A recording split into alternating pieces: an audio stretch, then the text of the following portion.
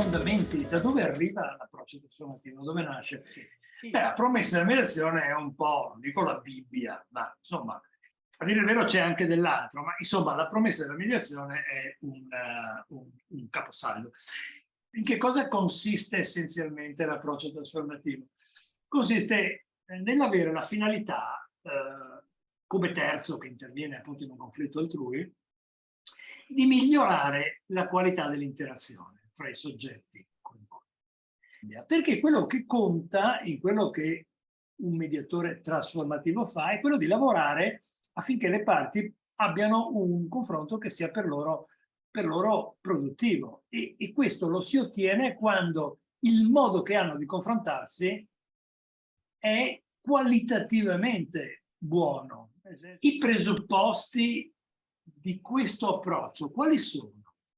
Quindi l'esperienza conflittuale, in parole povere, ci porta a partire per chiederci che diavolo deve fare un mediatore. Beh, deve tener conto di che cosa un individuo umano prova quando è immerso in una situazione conflittuale. È il valore dato alla prospettiva, al lavoro che il mediatore fa sulla relazione. Relazionale nel senso di interrelazione nel momento in cui i due interagiscono davanti agli occhi del mediatore, quindi nel qui e ora essenzialmente. Beh, questa prospettiva ha grandi debiti nei confronti di Carl Rogers. Un altro grande filone in cui l'approccio trasformativo ha pescato è quello dell'organizational development. Terzo aspetto, terzo prestito molto importante è il lavoro di Morton Deutsch.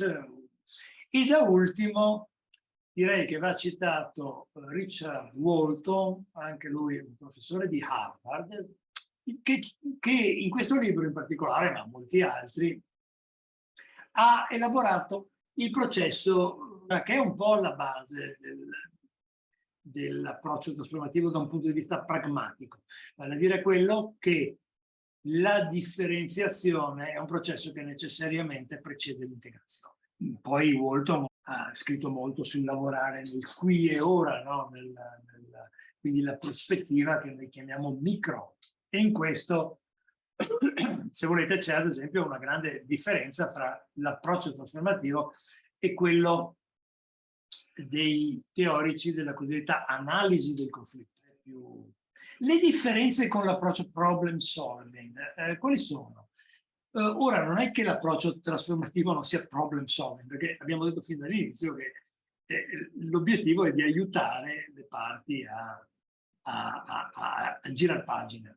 Però, se posso, come dire, riassumere la differenza, nell'approccio trasformativo il mediatore aiuta le parti ad aiutarsi, cioè non spinge a soluzioni o a trovare o a suggerire soluzioni, eccetera.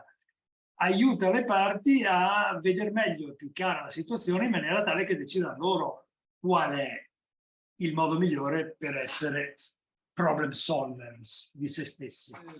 Di qui ne discende una netta, diversa impostazione pragmatica. Invece qual è l'armamentario della tipologia di interventi dei mediatori trasformativi?